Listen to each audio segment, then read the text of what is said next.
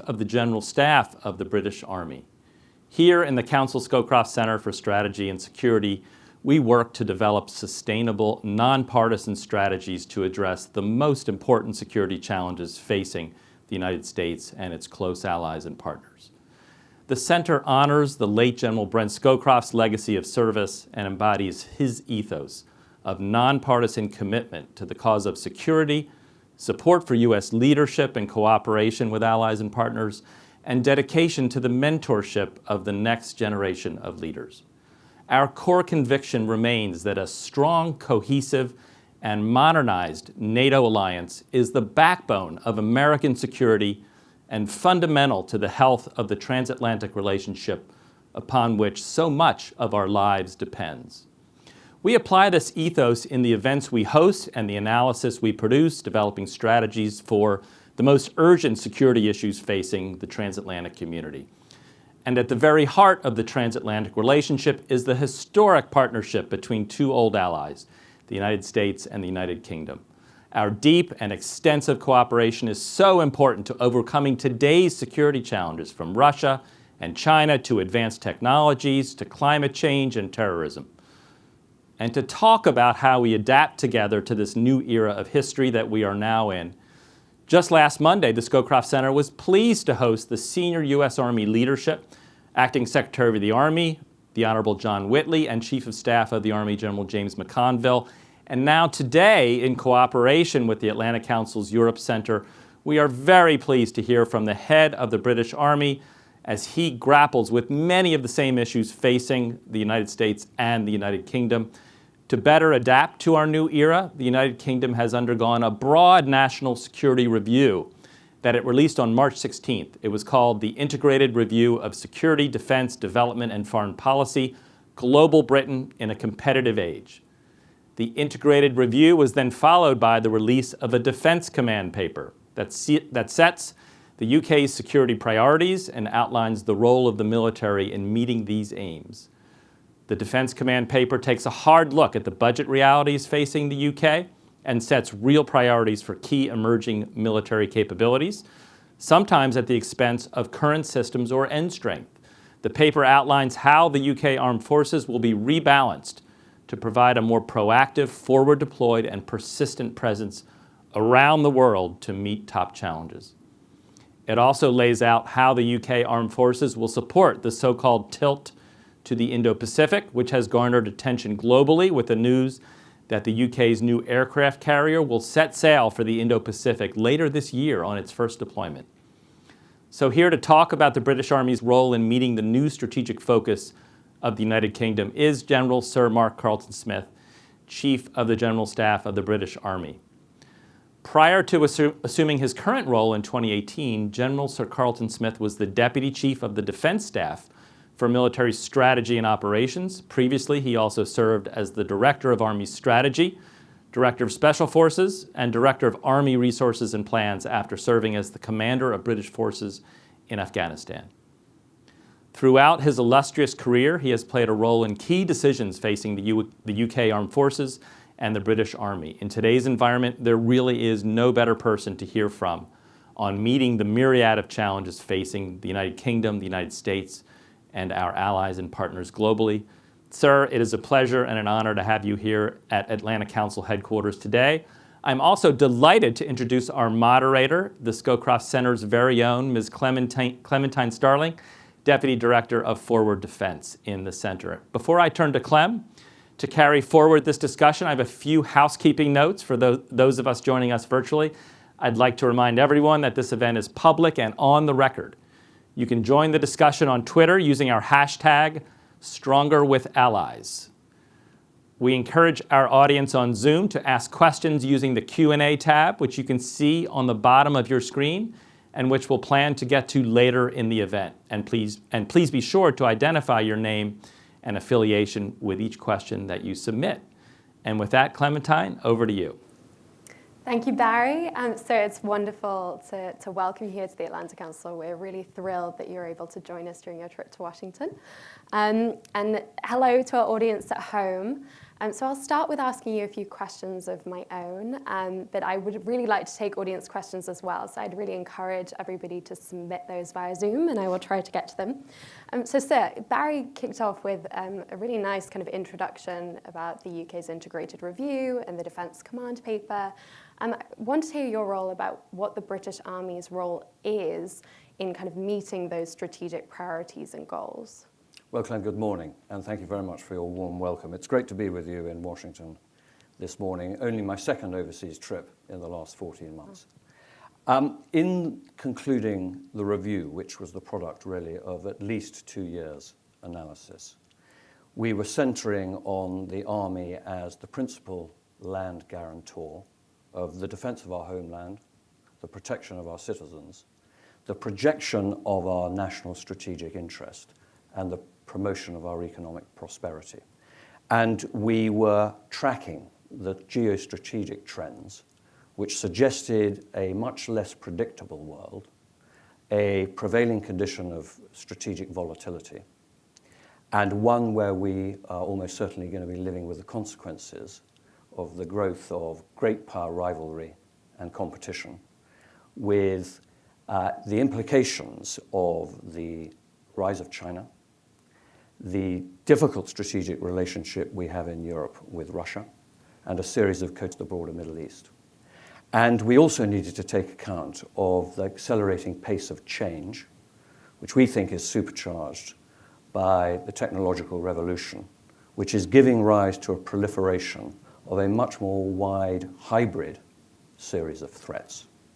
And so the direct threat of missiles and tanks hasn't gone away, but in the future, we're going to be dealing much more directly with the weaponization of those elements of globalization, such as the free movement of people, global data, traffic, and services, that hitherto we thought and assumed were going to keep us safe and prosperous, but we now also recognize within which threats can be incubated.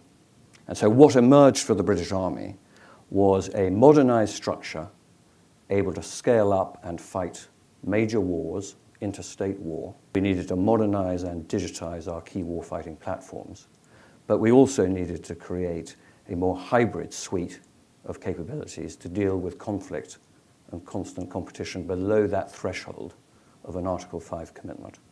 And that's the structure that has emerged from this review. That's really interesting. And I know that in the Defence Command Paper, there was a focus on kind of a need for a generational leap in capability development. Can you walk us through some of those kind of transformations that the British Army is prioritizing in order to kind of meet what you just described, which is a need to invest in modernization for future warfare? Yes, because the British Army's experience over the last 20 years has been heavily characterized by the challenge of countering terrorism, particularly in Afghanistan and Iraq. And with the advent of the return of great power rivalry, we're having to recondition and modernize a suite of capabilities to take account of a very different sort of battle space in the future. We think future conventional warfare will be fought with ever more lethal and precise weapons, probably at much greater range. Some have observed that this could be the Army's midway moment. You'll recall the decisive carrier engagement in the Pacific in the autumn of '42, when the American and Japanese carrier battle groups never came within 160 kilometers of each other. And we think that range, distance, and dispersed battlefield requires a different suite of capability. And so we needed an army that was going to be more lethal, more deployable, more ready more of the time, but also an army that could hold a persistent presence around parts of the globe where we needed to sustain and support our international allies and partners as well. And one of the decisions that kind of came out of the review and the Defence Command Paper was to cut end strength by 10,000 personnel and to cut tank numbers. And that has raised questions about the size of the force necessary to meet deterrence needs, to respond to crises. Can you walk us through what led into that decision, and walk us through how you would respond to some of those concerns. Yes, I'm less concerned today with the strict metric of the end strength of the regular component, because the full strength of the British Army is still over 100,000. And I believe that that's a right-sized total fort. And the key decision was the degree to which we were prepared to take a strategic judgment as to the degree to which technology would increasingly substitute for manpower on a much more lethal battlefield, and where we could take vulnerable human beings out of that particular loop and field a mixed economy of manned, unmanned, and increasingly autonomous systems. And I think we also believed that the hallmarks of future warfare are already apparent with the application of artificial intelligence, quantum computing, robotics, etc.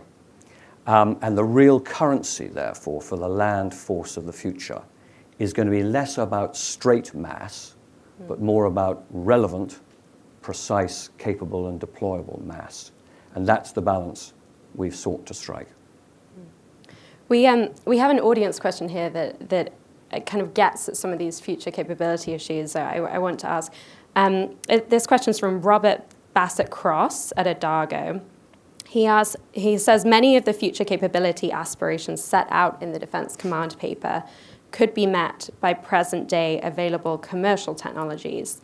How are you ensuring the British Army is not only talking digital transformation, but doing digital transformation? Well, Robert's right to put his finger on the crux of digitization as the means for transforming the British Army. And I might reflect that this might be the most signal strategic transformation since mechanization, when we moved from hay nets to fuel cans, and we're now moving increasingly from hardware to software being the key currency of the Army's competency. Robert is also right to say that many of these emerging technologies are being incubated in small and medium enterprises who don't naturally have a partnership or a route into the conversation with the British Ministry of Defence or the British Army. And concurrent with the launch of the Defence Command paper, we published a land industrial strategy, the first time the British Army has had such a document, deliberately to get after this particular relationship with the tech sector, who don't necessarily yet recognize that the technologies that they're producing have immediately applicable defense and military capability, but they don't enjoy that relationship with defense at the moment. So we need to start that conversation and establish those partnerships. I want to move now a little bit to, in the IR, there's described this so-called tilt to the Indo-Pacific, and you've described, the armed forces requirement to both be globally operating on a persistent basis, but also able to conduct respond to a major crisis and a major power war, perhaps. What is the British Army's role in strategic competition with China or in the Indo-Pacific itself? Well, the British Army's specific role with respect to our contribution to strategic competition is to play our key role as a serious partner and ally to the International Alliance and to our other key bilateral partners. And part of that is demonstrating not just our political resolve, but our military capability to deploy forces, not just to stable areas, but also to high threat and hostile areas. And also to recognize that a future global Britain enjoys strategic interests in a globalized world well beyond the Euro-Atlantic area. And we now are investing in a series of expeditionary capabilities that allow us to project that force. And so we would expect not a constant presence, but a much more obvious, persistent presence across the Indo-Pacific, probably with a greater emphasis for the British Army on the Indo, necessarily than the Pacific. And so you mentioned that part of that tilt is being a reliable ally, perhaps the ally of choice of the United States.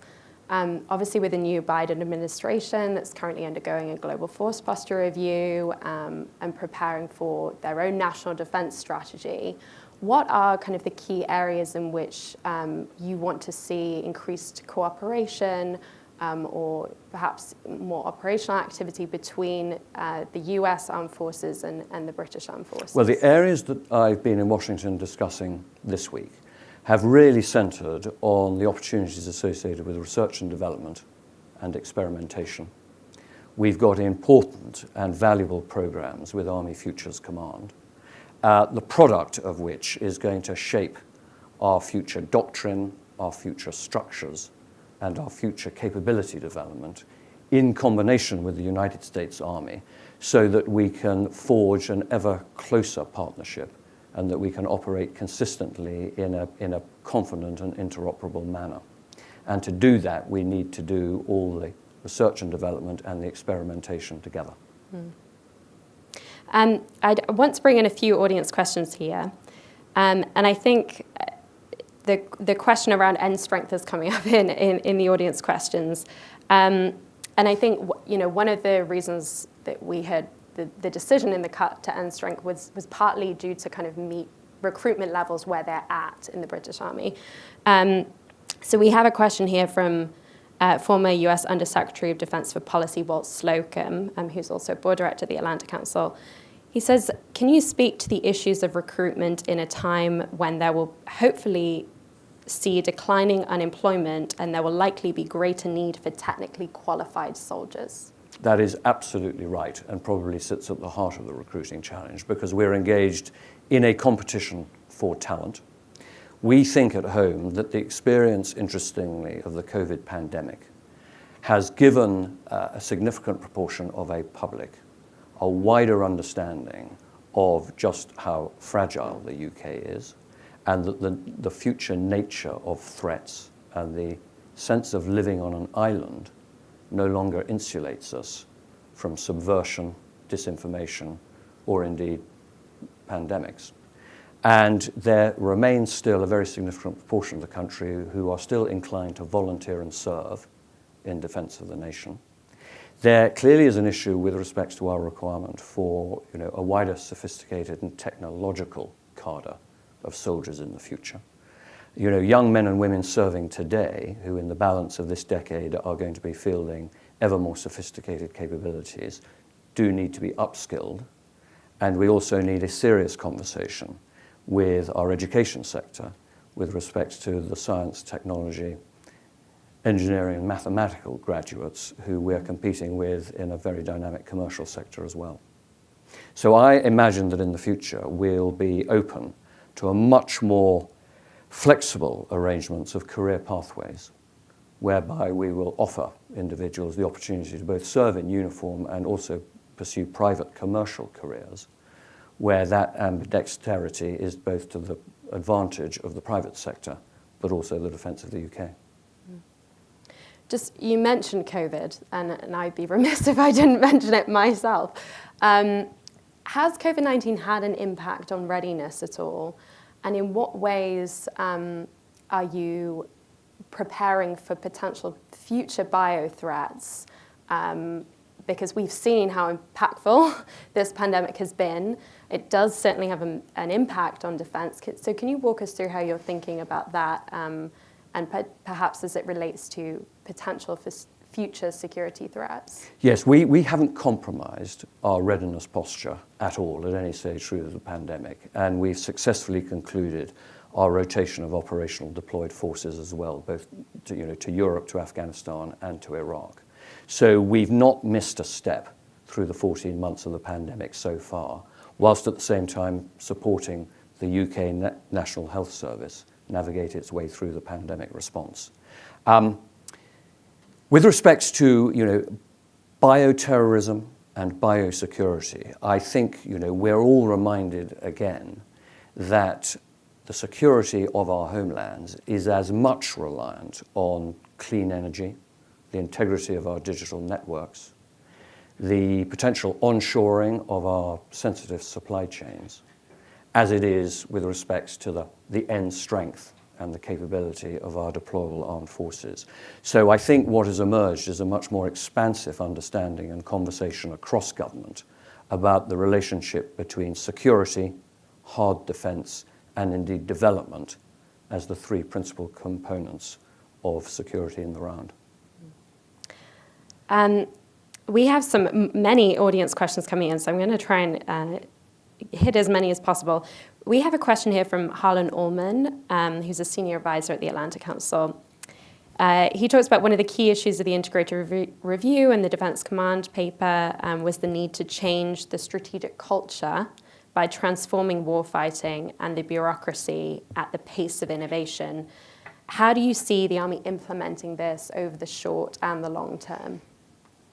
Yes, and Harlan, I think, is right, because resetting the strategic culture for the very specific demands of great power competition is going to be, one of the principal challenges.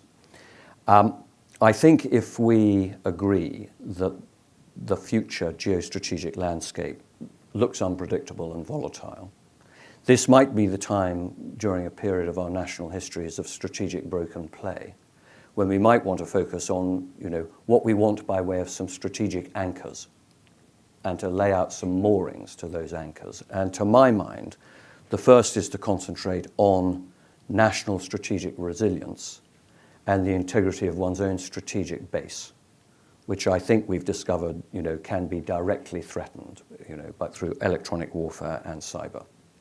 The other is the principal USP that we like-minded nations share, which is the close partnership and alliance. And it's precisely that aggregation of capability through the union of the alliance that is both the single greatest strategic challenge to our potential adversaries and our own center of gravity. Well, given you've mentioned the alliance, I've asked you about China. I would like to ask you about kind of things closer to home. In the integrated review, the UK's emphasis on shoring up security in the Euro-Atlantic area was a key focus. And the Defence Command paper mentions that the Army 3rd Division will be optimized to fight a peer adversary in a NATO context. Can you expound on that a little bit? How are you optimizing the Army for deterring against Russian aggression and preparing for the defence of Europe if necessary? Well, put simply, with the 3rd Division as our principal warfighting division, it's that we're going to modernise it with the emphasis on it being more lethal, able to prosecute the battle at ever greater range with precision, and to improve its readiness and its deployability. And in that respect, it's going to have a much more permanent presence in Europe, where we'll be conducting and indeed reinforcing our training programs with our principal NATO partners. Sorry, did I hear you said it may be increasing permanent presence? We will be. Okay. Can you tell us a little bit more about that? I mean, over a decision really made in 2010 and enacted in the balance of the last decade was, to all intents and purposes, the complete withdrawal of what was known as the British Army of the Rhine. And that's led to a degree of domestication of the British Army that I was uncomfortable with. And I didn't believe that we were making the most of the world standard training facilities that exist in Europe, and indeed the British Army enjoys in other parts of the world as well. And I've wanted to electrify that circuitry of global lily pads, a very important one being in Germany. And of course, in terms of shortening our deployment and response times, we can do that by forward basing much more of our materiel and key equipments and flowing troops forward to join those equipments and then self-deploying forward in support of NATO partners and allies, most particularly into the Baltic states and into Poland, where we've got principal presence with respect to EFP forces. And indeed, we've just done one of those reinforcement exercises alongside the 82nd Airborne Division in the last 10 days. That's great, I'm sure, welcome to hear among some of our NATO allies on the Eastern Front. So we have some more audience questions here. and this actually is one of the things I wanted to raise as well. So Henrik Breitenbach from the Center for Military Studies in Copenhagen he says the command plan or command paper highlights a multi-domain approach. How do you see a multi-domain approach impacting unconventional threats?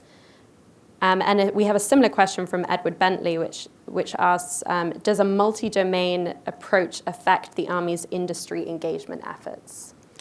Yes, I mean, just taking the last question first, it does, because the leitmotif, therefore, is on better integration and the ability of fielded land systems being able to log into a centralized network to effectively link satellite to soldier and boots to bots in order to better balance our conventional capabilities with a wider suite of hybrid technical capabilities, which means that we do need to have a different relationship with a wider suite of industrial partners. And with respect to that first question,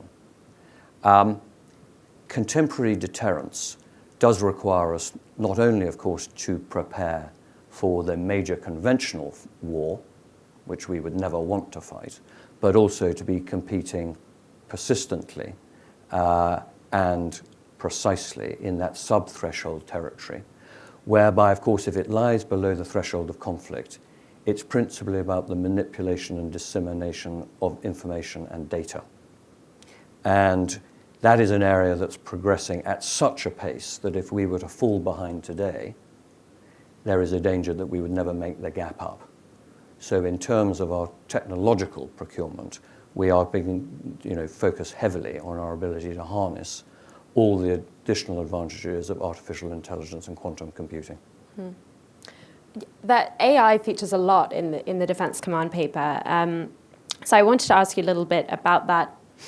Can you expand a little bit more on how digital technology can unlock gains for the armed forces in future warfare scenarios? So you give a couple of examples, but I'd love to kind of drill down on that in a little bit. Well, in the first instance, it levels everybody's bubbles much more rapidly because it gives you a much more comprehensive situational awareness across the entire force.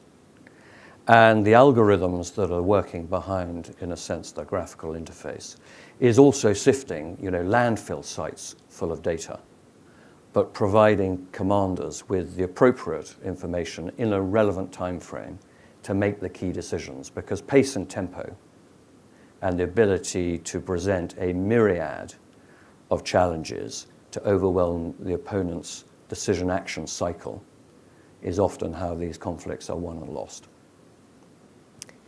I'll try and get in a couple more audience questions and give you a second to have a sip of water. But we have a question here from General Curtis Scaparotti, former Supreme Allied Commander Europe. He asks, how do you view the balance of heavy, light, and special forces in light of the security environment you described? And are you concerned about troop and family welfare in light of a more persistent presence globally, given a reduced end strength? The General is right to put his finger on the sort of relative balance across the suite of capabilities. And we have traded out of some heavy hardware. One of the implications of the technological revolution is that legacy platforms are becoming obsolete ever more rapidly. And they're expensive to hold in the force.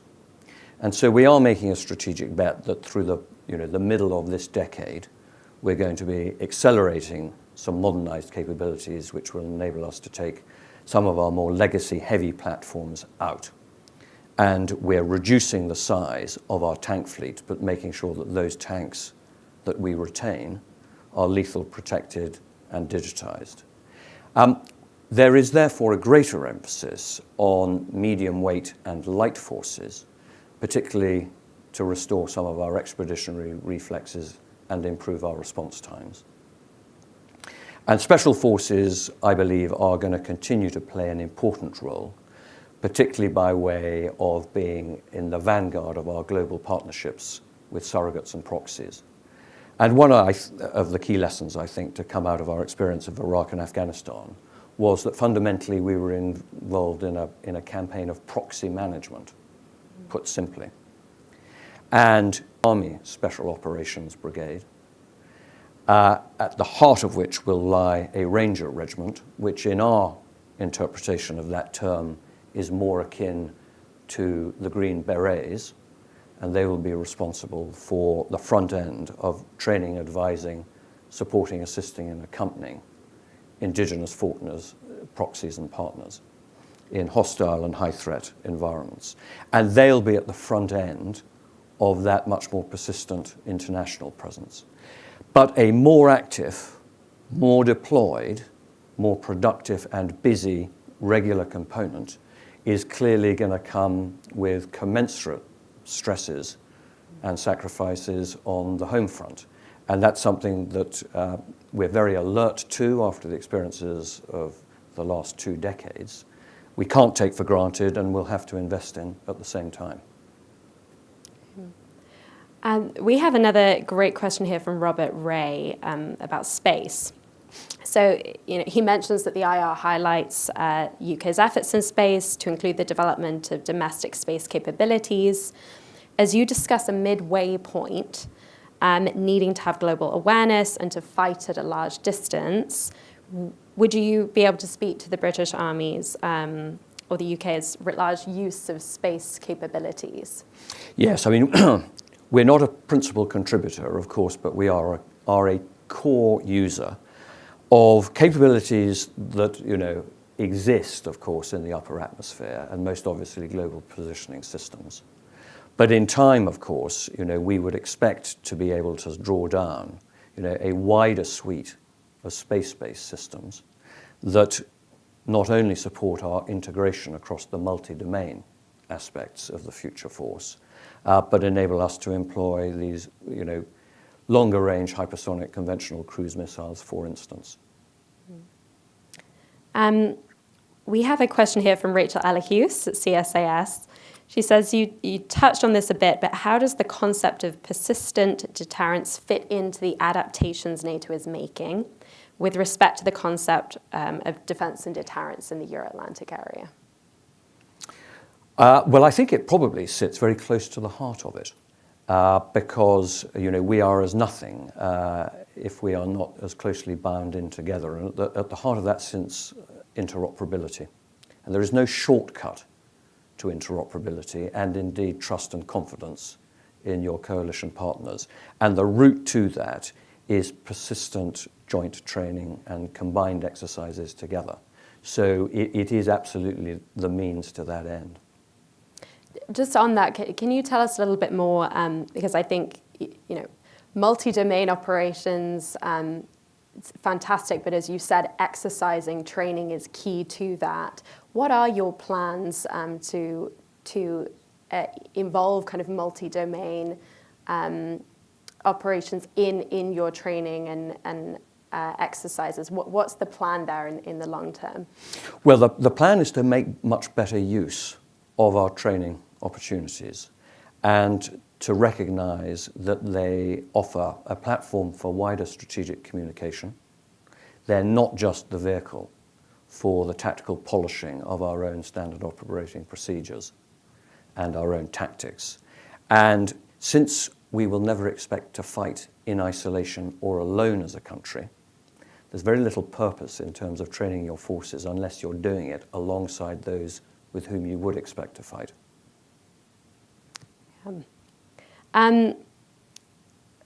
Defence Secretary Wallace described the command paper as kind of being judged not by the words within it, but the way in which it is going to be implemented. What are the priority implementation areas over the course of the next year? Well, in the course of this next 12 months, I want to stand up the first Ranger Battalion in order to act as that vanguard of the Army Special Operations Brigade. And I want to see it deployed potentially in East Africa, by this time next year in support of our regional East African partners. But more widely, we want to really get after the opportunities that our land industrial strategy offers and ensure that the new money that is being invested in land capability is being employed in exactly the right areas in terms of accelerating these capabilities, because the future seems to be coming, ever more rapidly towards us.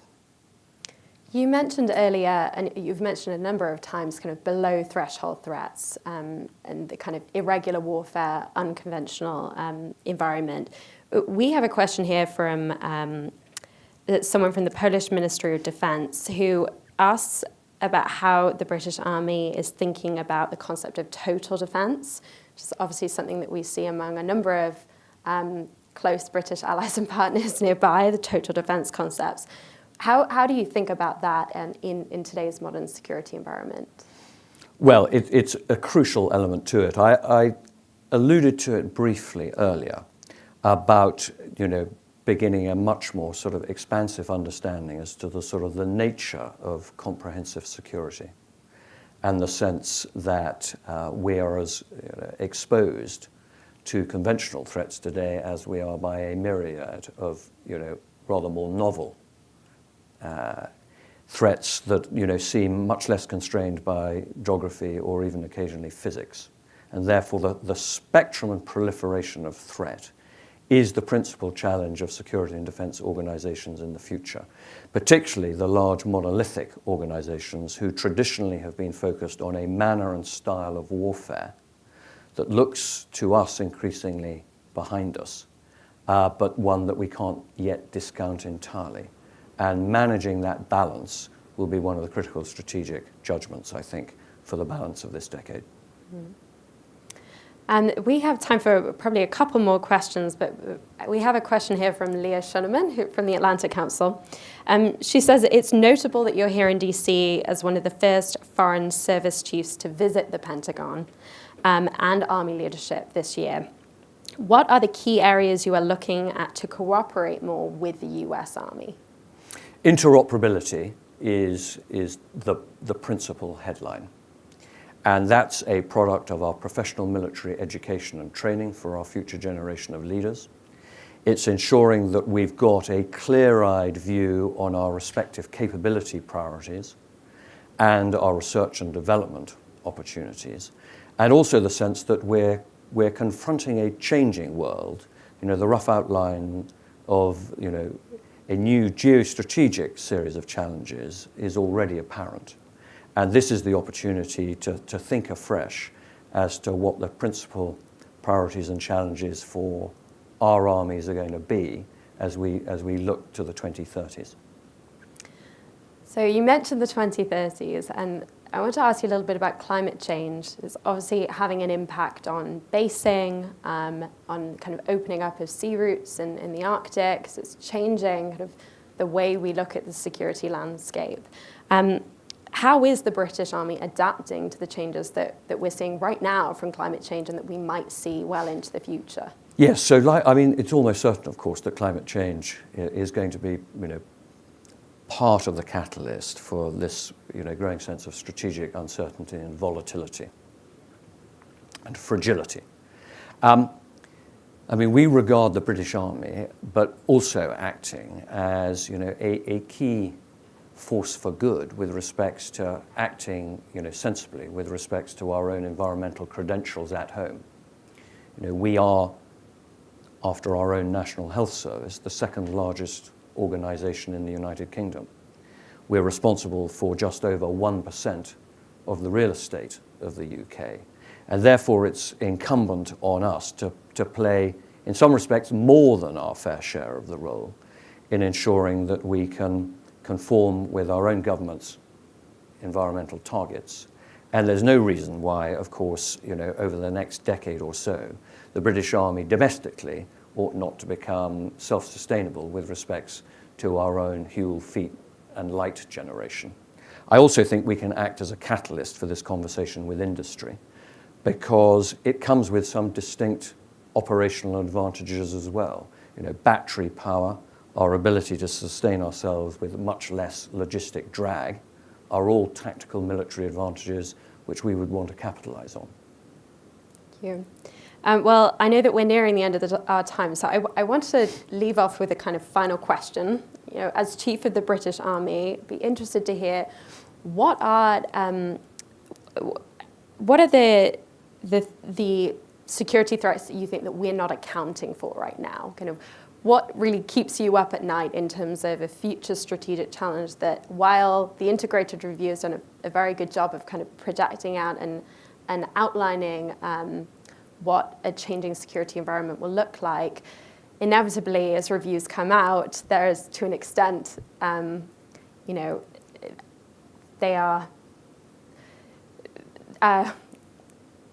they come out and they're not necessarily as kind of fresh as they were on the 2 years that they were written.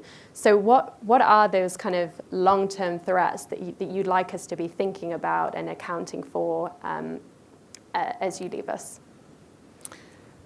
That's a great way to round up, Clem. Thank you. I think I would want to reflect on that we cannot be complacent around our own national resolve. Freedom is not free. And I think I've come to learn that we Europeans particularly cannot take the rules-based international system for granted. It's neither self-organizing nor indeed self-sustaining. I believe that it's underpinned by power. I think it's underpinned by hard power, predominantly, albeit not exclusively, American hard power.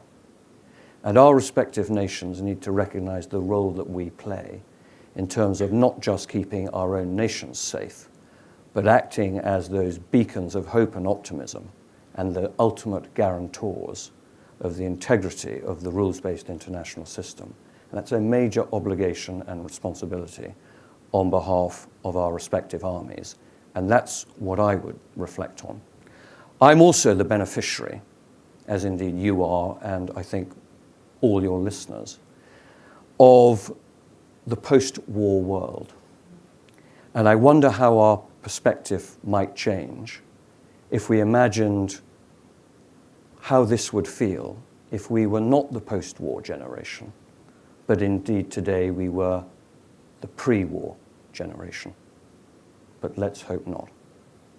Certainly, let's hope not. But thank you so much for joining us today, for sharing your thoughts with us, and have a wonderful visit.